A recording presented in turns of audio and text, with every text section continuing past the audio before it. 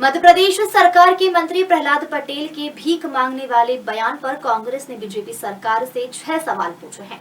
कांग्रेस प्रवक्ता मिथुन प्रहलाद ने उनके विवादास्पद बयान का वाक्य उल्लेख करते हुए उनकी हर बात पर प्रश्न किए हैं और बीजेपी सरकार से इसके जवाब मांगे हैं। इसी के साथ कांग्रेस ने कहा है कि प्रहलाद पटेल पूरे ओबीसी समाज और सामान्य जनता को भिखारी कहने पर माफी मांगे तथा भाजपा से उनका इस्तीफा लेने की मांग की है। इस दौरान कांग्रेस कार्यकर्ताओं ने अपने हाथ में कटोरा लेकर कैबिनेट मंत्री प्रहलाद पटेल के बयान के खिलाफ विरोध जताया। इस समय मध्य प्रदेश में संभवतः देश का जो सबसे बड़ा विवाद मध्य प्रदेश शासन के एक मंत्री द्वारा क्रिएट किया गया है, उसका विरोध करते हुए ये प्रेस वार्ता आयोजित की गई है।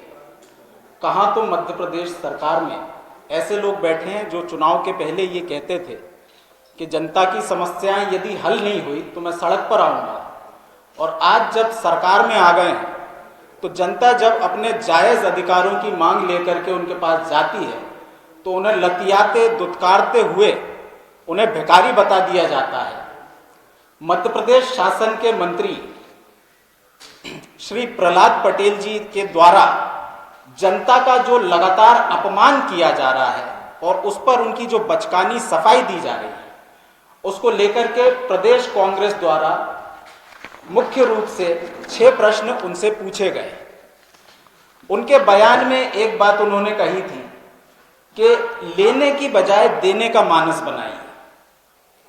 तो वो मध्य प्रदेश की सरकार जो अब तक आरबीआई का जो बजट एस्टिमेट मार्च 2025 तक का है, उसके अनुसार 4,80 करोड़ रुपए का कर्ज ले चुकी है, जो औसतन हर महीने 5,000 करोड़ रुपए से ज्यादा का कर्ज ले रही है।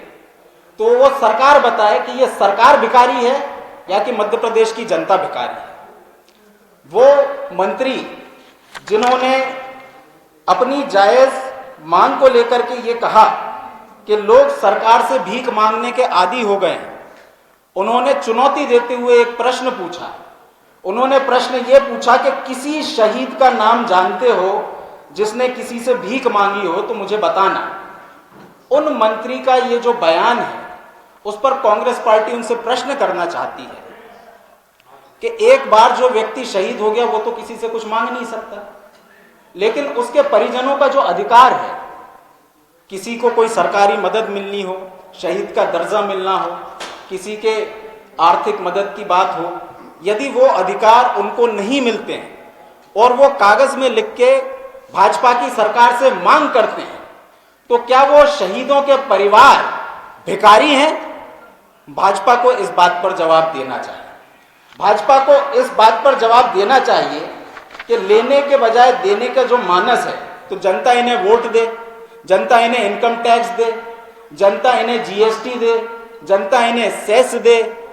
ये जो अधिकारियों के माध्यम से अड़ंगे लगाते हैं, उसके बाद जनता मजबूर होकर के इन्हें रिश्वत भी दे, और इतना दे कि सौरभ शर्मा की गाड़ी कहीं नोटों की गड्डियों से तो कहीं सोने की ईंटों से भर जाती है। उसके बाद भी जनता से और कितना ये चाहते हैं? सरकार आपकी है, आपका काम है जनता को देना है।